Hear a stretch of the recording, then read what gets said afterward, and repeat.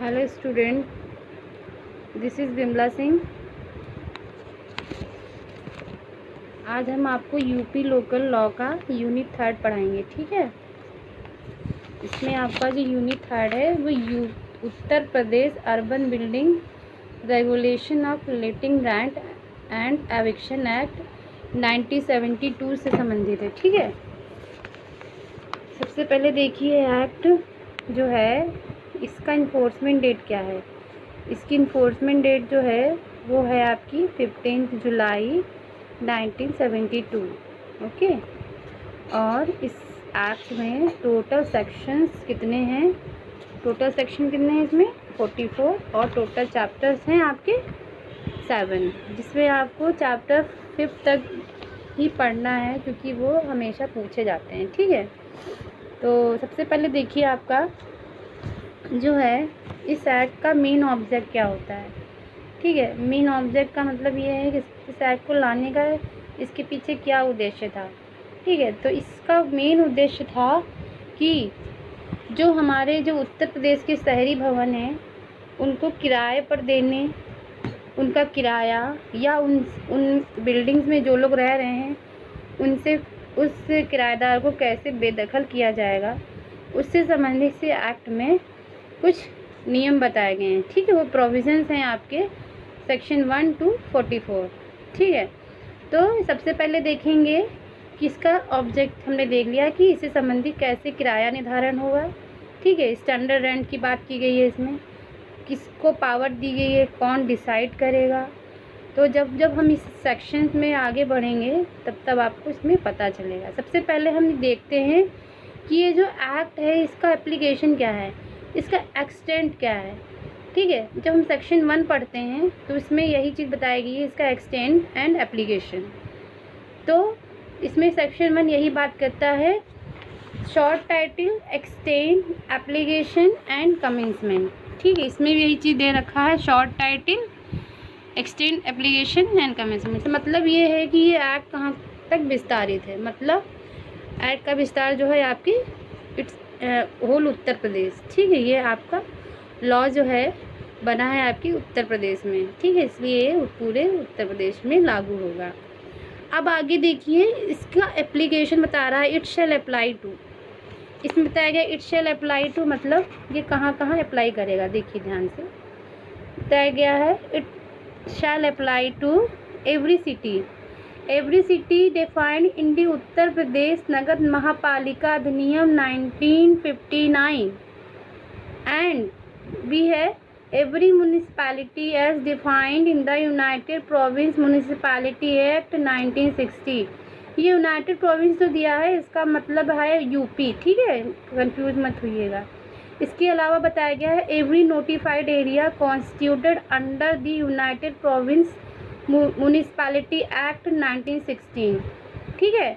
इसके अलावा बताया गया every town area constituted under the United province town areas act 1914।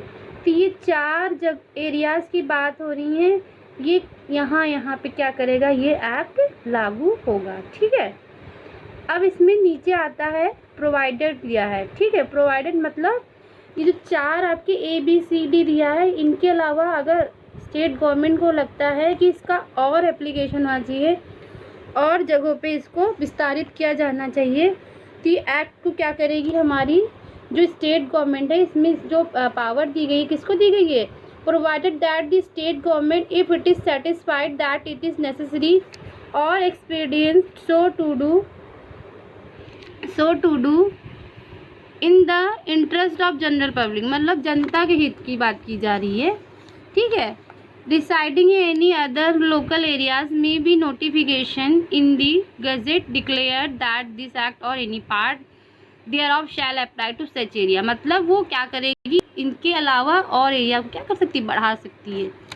इसके अलावा प्रोवाइडेड फर्दर दिया है, provided further that the state government if it is satisfied that the it is necessary expedient so do in the interest of general public में by notification in the gazette. इसके अलावा वो अगर चाहेगी कि जनता के हित में कुछ और करना चाहिए, मतलब वो जनता के हित में उस एरिया को बढ़ा भी सकती है जो आपके ABCD दिए उनके अलावा, और जो ABCD दिया है, मतलब इसकी जो प्रीसीडिंग प्रोविज़न है उनको देखते हुए क्या कर सकती है, उनका जो एरिया है वो कम भी कर सकती है। इसलिए नीचे इसका जो प्रोवाइडेड फर्दर दिया है, इसमें नीचे यही बताया गया है क्लॉज 1 में, कैंसिल और amend any notification issued under the preceding provision. ठीक है, जो ऊपर के जो प्रोविज़न में बताया गया है वो क्या कर सकती है, उस नोटिफिकेशन को कैंसिल या अमेंड कर सकती है। ठीक है, इसके अलावा बताया गया है डिक्लेयर दैट द एक्ट और any part thereof as the case में be shall cease to apply to any such city, municipality, notified area, town area, other local area as may be specified thereupon this act part shall cease। मतलब जो आपके preceding provision में बताया गया है कि जो आपका जो ऊपर के जो सेक्शन 1 का सब क्लॉज 3 था, उसके अलावा वो क्या कर सकती है, उन एरिया को सीज कर सकती है, वहाँ से उनका जो क्षेत्र जो ज्यूरिडिक्शन था वो क्या कर सकती है, वो समाप्त भी कर सकती है। ठीक है, कि अब ये एक्ट यहाँ पे लागू नहीं होगा। ठीक है, तो यहाँ पे इनके पास जो पावर होती है स्टेट गवर्नमेंट का, नोटिफिकेशन को कैंसिल करने की पावर होती है, अमेंड करने की पावर होती है, उस एरिया को बढ़ाने की पावर होती है, उस एरिया को पूरी तरह समाप्त करने की पावर होती है। ठीक है, इतना इन्होंने सेक्शन में बताया है, सेक्शन 1 में। ठीक है, अब यहाँ पे क्लॉज 4 कहता है it shall come into force on such date. तो इसमें बताया गया है कि ये जो एक्ट है ये इन्फोर्स में कब आएगा, तो इसमें जो डेट ऑफ इन्फोर्समेंट डेट बताई गई है 15 जुलाई 1972। ठीक है, तो ये उस दिन से ये एक्ट लागू हो जाएगा। ठीक है, अब इसमें आपका जो सेक्शन 2 है, सेक्शन 2 पे देखिए exemption from operation of the act. अब ये एक्ट जो है कुछ छूट प्रदान करता है, छूट प्रदान करता है। कैसी छूट प्रदान करता है, देखिए, nothing in this act shall apply to the following नेमली।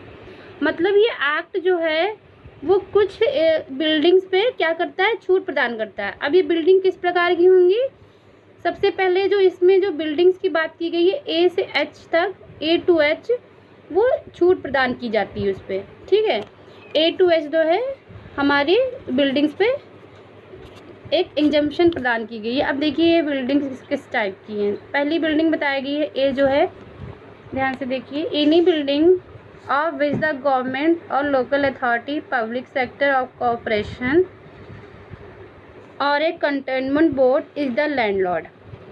ठीक है, कहने का मतलब है ऐसा भवन, ठीक है, ऐसी बिल्डिंग जिसका मालिक जो है वो क्या है, गवर्नमेंट है या लोकल अथॉरिटी है या पब्लिक सेक्टर कॉरपोरेशन है या कंटोनमेंट बोर्ड है। तो कितने प्रकार के डिपार्टमेंट की बात की गई कि ऐसा मालिक, ठीक है, जो उस भवन का कौन है, उस भवन का मालिक कौन है, सरकार है, लोकल अथॉरिटी है, पब्लिक सेक्टर है और कंटोनमेंट बोर्ड है, तो उस पे, उस बिल्डिंग पे यह एक्ट लागू नहीं होगा। एनी बिल्डिंग बिलोंगिंग, बी बात करता है, any building belonging to or vested in A recognised educational institution. ठीक है, रिकॉग्नाइज्ड इंस्टीट्यूशन पे भी एक्ट लागू नहीं होगा। डबल बी बात करता है, any building belonging to or vested in a public charitable or public religious institution. ठीक है, धार्मिक संस्थान से संबंधित जो इंस्टीट्यूशंस होते हैं वहाँ पर भी एक्ट लागू नहीं होगा। डबल बी बात करता है, any building belonging to vested in a waqf building. ये जानते हो वेस्टेड, वेस्टेड क्यों यूज़ कर रहे हैं, मतलब ये जो लैंड होगी, मतलब वो लैंड वेस्ट हो गई होगी कि यहाँ पे एक इंस्टीट्यूट बना है या इंस्टीट्यूट बनेगा, यहाँ पे या फिर कोई धार्मिक संस्थान बनेगी, या यहाँ पे मुस्लिमों का जो वक्फ होता है उनकी तरफ से भी कुछ NGO वगैरह चलाए जाते हैं, तो वो बिल्डिंग भी यहाँ पे उस बिल्डिंग पे भी एक्ट लागू नहीं होगा।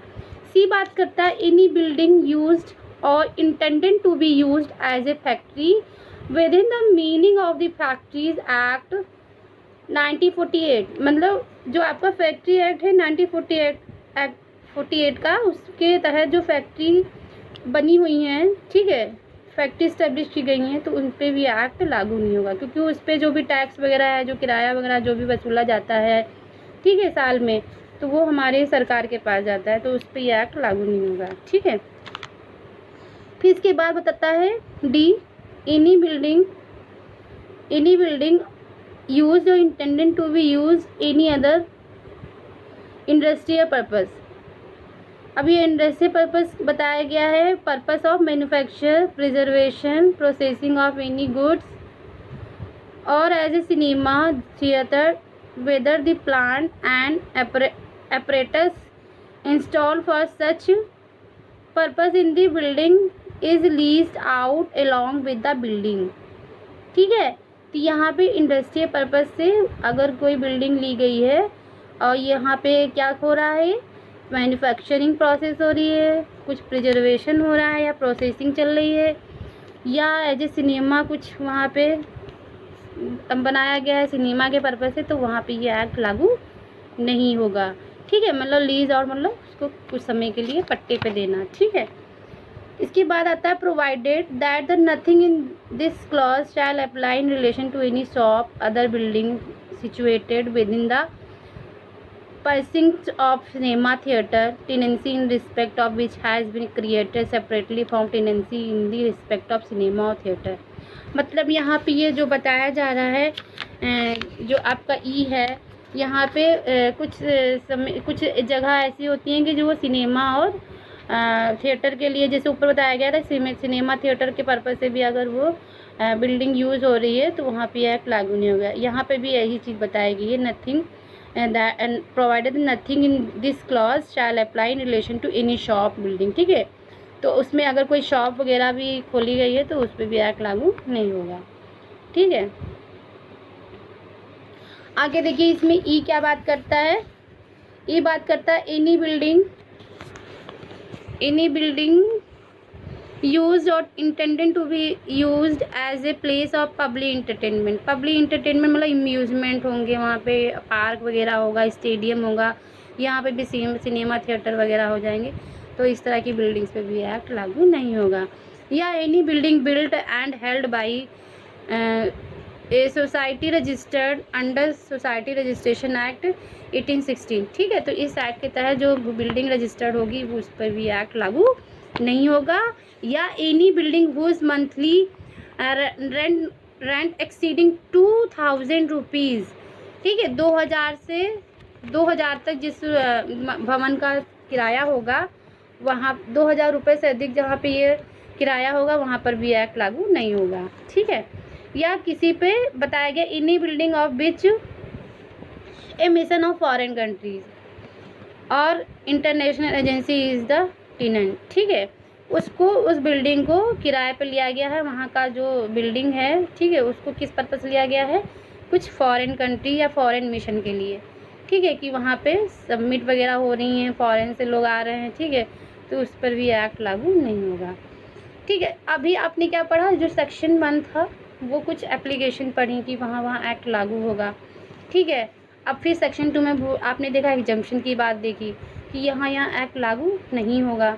ठीक है, सेक्शन 1 कहता है इट्स अप्लाई और सेक्शन 2 कहता है एग्जम्पशन की बात करता है क्योंकि ये एक्ट यहाँ लागू नहीं होगा। अब देखिए यहाँ पे जो इसका क्लॉज 2 है, सेक्शन 2 का सब क्लॉज 2 क्या कहता है, ध्यान से देखिएगा। Accept as provided in sub section 5। इसमें जो कुछ सेक्शन की बात की गई है, ध्यान से देखिए आप लोग, कुछ सेक्शन की बात की गई है, एक्सेप्ट की बात की गई, मतलब इनके अलावा। ठीक है, बताया गया है कि जो आपका जो प्रीसीडिंग प्रोविज़न था कि A to H क्या था, क्या कह रहा था, वहाँ पे ये एक्ट लागू नहीं होगा। बट यहाँ पे क्या आ गया है, कुछ सेक्शंस पे ये एक्ट लागू होगा। अब ये कौन सा सेक्शन है, वहाँ पे ये वहाँ क्या थी, पूरी तरीके से छूट थी, वो एक्ट लागू नहीं होगा, उस बिल्डिंग पे वो एक्ट लागू नहीं होगा। अब यहाँ पे क्या है, कुछ ऐसी बिल्डिंग्स होंगी उस पर ये एक्ट लागू तो होगा लेकिन कुछ समय के बाद लागू होगा। अब देखिए सेक्शन 12 का क्लॉज 5 क्या कहता है। ठीक है, अब ये हम आपको जब पढ़ाएंगे तो आप उसको ध्यान से देखिएगा। ठीक है, अभी इसके बीच में आपको 12 पढ़ाने लगेंगे तो बिल्कुल समझ में नहीं आएगा। ठीक है, यहाँ पे बताया गया कि किस टाइप की बिल्डिंग को छूट मिल गई है। सेक्शन 12 सब क्लॉज 5 की तहत जो बिल्डिंग बताई गई होगी वहाँ पे एक्ट लागू नहीं होगा। इसके अलावा बताया गया है जो आपका सेक्शन 21 सब क्लॉज 1A। ठीक है, इसके अलावा section 24 clause 2, 24A, 24B, 24C। ठीक है, and section 29 of sub clause 3। तो यहाँ पे कुछ सेक्शंस की बात की गई हैं। इन सेक्शंस के तहत जो बिल्डिंग कंस्ट्रक्ट की गई होंगी वहाँ पे एक्ट लागू होगा। लेकिन ये एक्ट कब लागू होगा यहाँ बताया गया है, अगर सेक्शन 12 के तहत ये बिल्डिंग कंस्ट्रक्ट होती है तो कंस्ट्रक्ट होने के बाद से ये एक्ट बताया गया है 10 साल के बाद लागू होगा। ठीक है, ये बताया गया है जो 10 ईयर्स। ठीक है, ध्यान से देखिएगा यहाँ पर 10 ईयर्स। ठीक है, जो सेक्शन 12, 21, 24, 29 के तहत जो बिल्डिंग कंस्ट्रक्ट होंगी उन पर यह एक्ट 10 साल बाद, जिस दिन से वो कंस्ट्रक्ट जो कंप्लीशन होगा, कंप्लीशन ऑफ कंस्ट्रक्शन, उसके बाद से 10 साल के बाद ये एक्ट लागू हो जाएगा। ठीक है, अब इसमें प्रोवाइडेड दिया है, provided that where any building is constructed substantially out of funds obtained by way of loan और advance from the state government और the life insurance corporation of India और ए बैंक और ए कोऑपरेटिव सोसाइटी और उत्तर प्रदेश आवास एवं विकास परिषद। ठीक है, ये कुछ 4 टाइप्स की क्या बताई गई हैं, बॉडीज़ की बात की गई है। ठीक है, कि अगर किसी व्यक्ति ने कोई बिल्डिंग कंस्ट्रक्ट कराई है और वो बिल्डिंग जो कंस्ट्रक्ट हुई है वो लोन लेके हुई है, और ये लोन किनके द्वारा लिया गया है, किससे लिया गया है, स्टेट गवर्नमेंट से या life insurance corporation of India से लिया गया है, या बैंक से लेकर बनवाया गया है बिल्डिंग, या कोऑपरेटिव सोसाइटी से, या उत्तर प्रदेश आवास एवं विकास परिषद से लेके। तो ये बिल्डिंग जब भी इसका कंप्लीशन होगा, मतलब कंप्लीट होगी ये बिल्डिंग, उसके बाद से ये एक्ट जो है 15 साल बाद लागू हो जाएगा। ठीक है, अगर कोई बिल्डिंग लोन लेके बनाई गई और लोन में इन 4 जो बॉडीज़ की बात की गई हैं, अगर इनसे लोन लिया गया है तो ये एक्ट जो है आपका 15 साल बाद लागू होगा उस बिल्डिंग पे। ठीक है, इसमें प्रोवाइडेड फर्दर दिया है, provided further that where construction of a building is completed or after April 26, 1985, then the reference in this subsection to the period of 10 years shall be deemed to be reference to a period of 40 years from the date on which its construction is completed। देखिए, provided further में ये बताया गया है, अगर कोई building construct होती है अप्रैल 26, 1985, 26 अप्रैल 1985 के बाद से कोई बिल्डिंग कंस्ट्रक्ट होती है या उसके बाद बनकर तैयार होती है, तो ये जो एक्ट है इसका जो एप्लीकेशन होगा, ये जो एक्ट है वहाँ पर 40 साल बाद अप्लाई करेगा। ठीक है, ऊपर की बिल्डिंग में ऊपर की जो सेक्शन बताया गया था वहाँ पे 10 साल था, फिर प्रोवाइडेड में बताया गया कि 15 साल लोन लेके बनाया गया है। तो अगर 26 अप्रैल 1985 के बाद कोई बिल्डिंग बनकर तैयार होती है तो उस पर ये एक्ट जो है 40 साल बाद अप्लाई होगा। ठीक है, तो ये थोड़ा डिफरेंस है, अगर एमसीक्यू में आपसे पूछा जाएगा तो थोड़ा सा आप लोग ध्यान से पढ़िएगा। ठीक है, जो सेक्शन 1 है और सेक्शन 2 है इसको बड़े ध्यान से पढ़िएगा, क्योंकि ये जो 2 सेक्शंस हैं आपके बहुत इंपॉर्टेंट हैं। ठीक है, अब आगे देखिए, इसमें एक्सप्लेनेशन वगैरह आप पढ़ लीजिएगा, क्योंकि जो आपका कंस्ट्रक्शन क्या होता है, बैंक क्या होती है, तो कॉमन सेंस वाली चीज़ें हो गई ना, तो पढ़ लीजिएगा। अब देखिए सेक्शन 2A, सेक्शन 2A में थोड़ा सा इसमें इम्पॉर्टेंट है, बाकी का जो इसमें जो क्लॉज 1 है उतना ही सब लोग पढ़िए ज़रा सा पहले, क्योंकि इसमें जो लाइसेंस की बात की गई है, short term licence, temporary licence की बात की जाती है। जैसे कि अब क्या होता है, जब ये एक्ट लागू हुआ है तब से क्या होने लगा है कि जब आप किराए से बिल्डिंग लेते हैं तो एग्रीमेंट कराया जाता है। ठीक है, एग्रीमेंट कराया जाता है, तो जो एग्रीमेंट होता है वो कहाँ होता है, डीएम के पास होता है, डिस्ट्रिक्ट मजिस्ट्रेट करता है। ठीक है, वो एग्रीमेंट क्या करता है, उस पर आपने एप्लीकेशन डाली है तो उसकी क्या करता है, ग्रांट करता है आपको कि आप उस बिल्डिंग में कितने महीने कितने साल तक रह सकते हैं।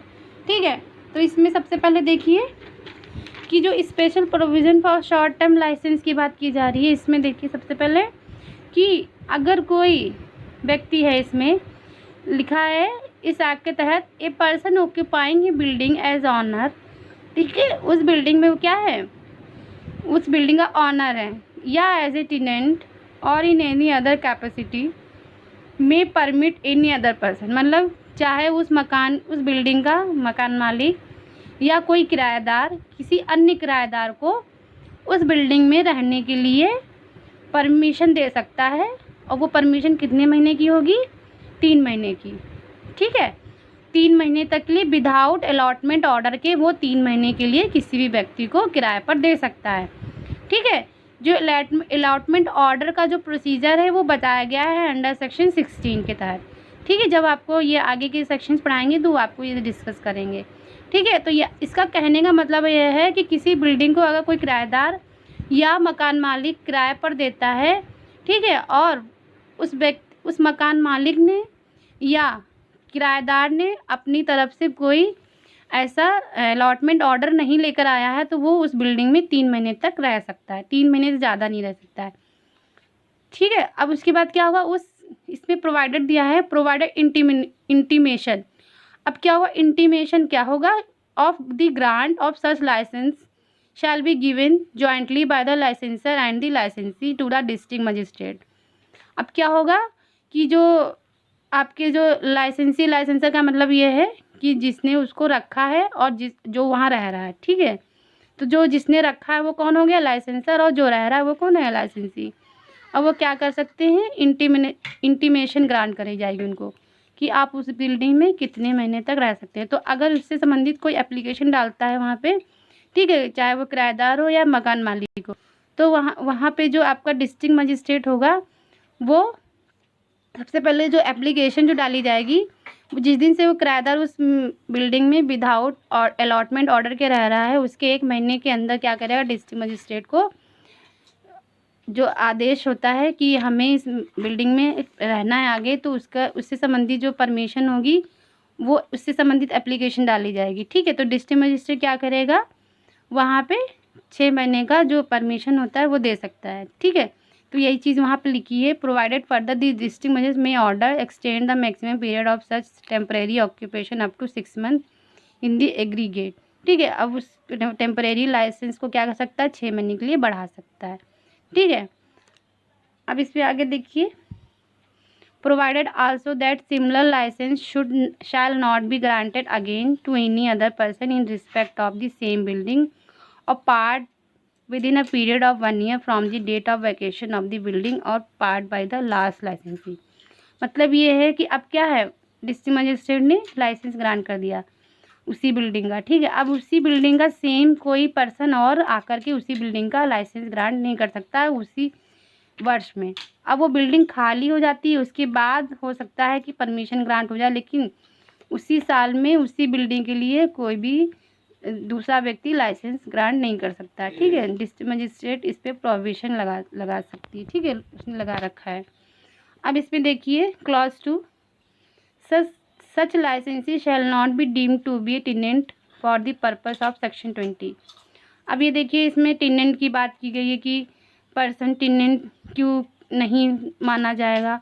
तो वहाँ पे मान लीजिए कि अगर वहाँ सेक्शन 20 के अकॉर्डिंग बताया गया है कि बार ऑफ सूट फॉर एविक्शन, मतलब बेदखली का जो कार्रवाई होती है वाद दायर किया गया होगा, तो जब तक उससे संबंधित डिसीजन नहीं आ जाएगा तब तक उस किराएदार को किराएदार नहीं माना जाएगा, यही बताया गया है, ठीक है। अब इसमें आगे देखिए बाकी का जो सेक्शन है, सेक्शन 2 भी देखिए, आगे के सेक्शन इम्पॉर्टेंट हैं, ठीक है। 2 भी देखिए आपका क्या है, constitution of rent control tribunal, rent control tribunal. अब ट्रिब्यूनल की बात की जा रही है कि जो ट्रिब्यूनल्स होते हैं क्यों बनाए जाते हैं। अब क्या है, ये ट्रिब्यूनल इसलिए बनाया गया है ताकि इससे संबंधित जो स्पेसिफिक मैटर्स हैं ये ट्रिब्यूनल सॉल्व करेगी। और ये ट्रिब्यूनल कौन इस्टेब्लिश करेगी? State government. सबसे पहले क्लॉज 1 देखिए, द स्टेट गवर्नमेंट में by A notified order constitute 1 और मोर ट्रिब्यूनल इन ईच डिस्ट्रिक्ट में लाइकवाइज कैंसिल और अमेंड सच ऑर्डर। वो क्या कर सकती है, किसी भी ज़िले में एक या दो मतलब एक ही ज़िले में 1 या 2 ट्रिब्यूनल वो क्या कर सकती है, इस्टेब्लिश कर सकती है, या जो उसने नोटिफाइड मतलब नोटिफिकेशन जारी किया था उसको कैंसिल कर सकती है या अमेंड कर सकती है, ठीक है। अब बताया गया clause 2, where tribunal has been constituted in a district under subsection 1 the state government में by notified order confirm all or any power of the district magistrate prescribe authority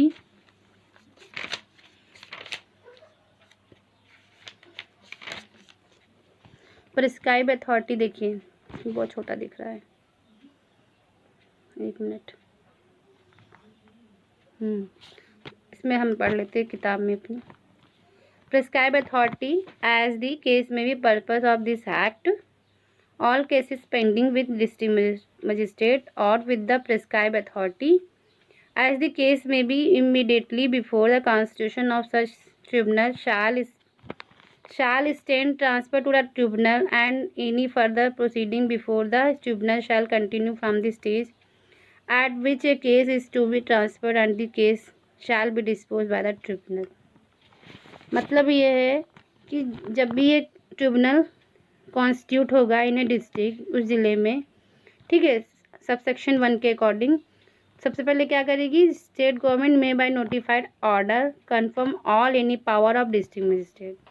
वो क्या करेगी, कन्फर्म करेगी कि डिस्ट्रिक्ट मजिस्ट्रेट की क्या power होंगी और प्रेस्क्राइब अथॉरिटी कौन सी होगी, ठीक है। फिर बताया गया है such tribunal shall notwithstanding anything contain in any other provision of this act deem to be district magistrate, ठीक है।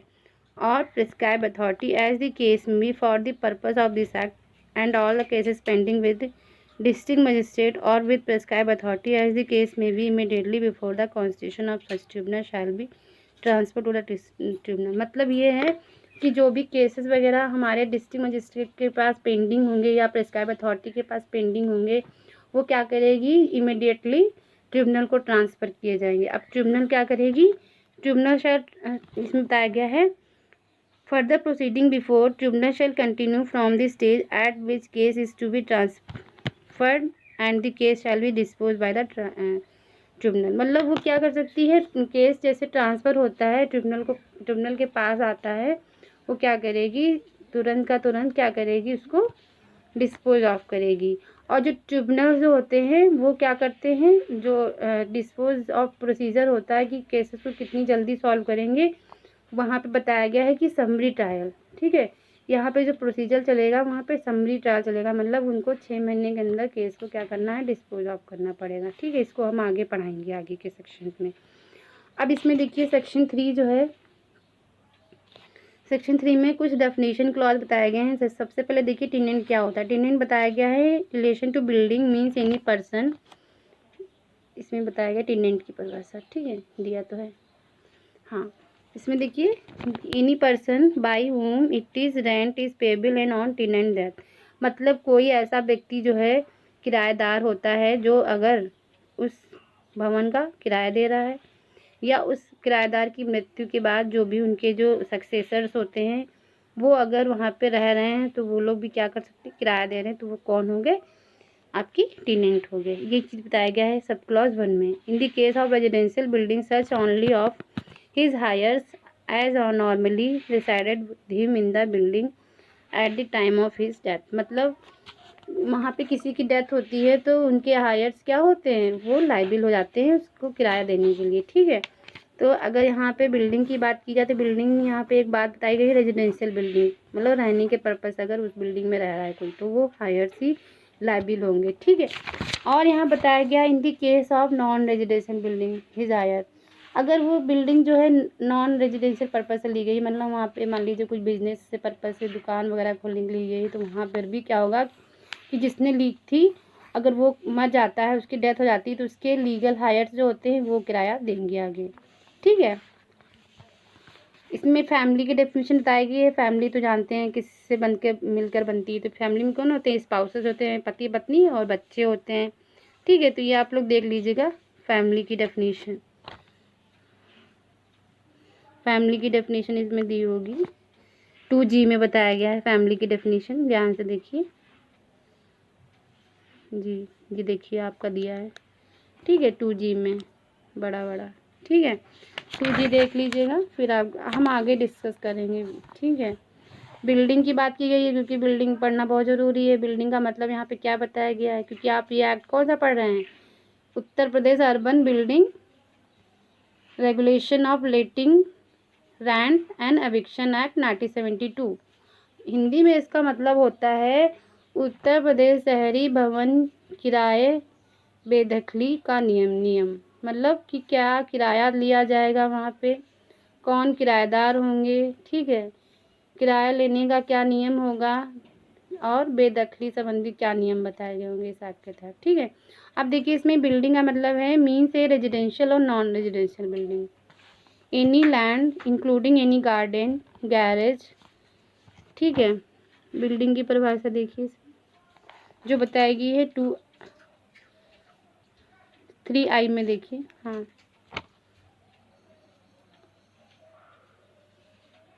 बिल्डिंग है तो दिया, हाँ मीन्स ए रेजिडेंशियल और non residential roof structure and includes, ठीक है, और या any furniture supplied by the landlord, या उस बिल्डिंग में जो मकान मालिक है उस बिल्डिंग का उसने कुछ फर्नीचर प्रोवाइड कर रखे हैं, ठीक है। इसके अलावा एनी फिटिंग या फिक्सचर अफिक्ट टू सच बिल्डिंग, ठीक है, या उसने कुछ उस बिल्डिंग में कुछ इंजॉयमेंट की चीज़ें उसने दे रखी हैं, ठीक है, तो वो चीज़ भी क्या हो जाएगी बिल्डिंग पे अप्लाई हो जाएगी। अब सबसे इम्पॉर्टेंट डेफिनेशन आती है सेक्शन 3 का सब क्लॉज के, ठीक है। के देखिए स्टैंडर्ड रेंट की बात करता है। स्टैंडर्ड रेंट क्या होगा यहाँ बताया गया है, इसमें देखिए सबसे पहले स्टैंडर्ड रेंट कौन डिसाइड करेगा, इसमें बताया गया है स्टैंडर्ड रेंट को डिसाइड करने की जो पावर है वो बताई गई है सेक्शन 9 के अकॉर्डिंग। सेक्शन 9 के अकॉर्डिंग बताया गया सेक्शन 9 में determination of rent, determination of standard rent, वहाँ पे जो रेंट डिसाइड किया जाएगा वो कौन डिसाइड करेगा, डिस्ट्रिक्ट मजिस्ट्रेट करेगी, ठीक है। तो ये आपकी कुछ इंपॉर्टेंट डेफिनेशंस क्लॉज हो गई हैं, ठीक है।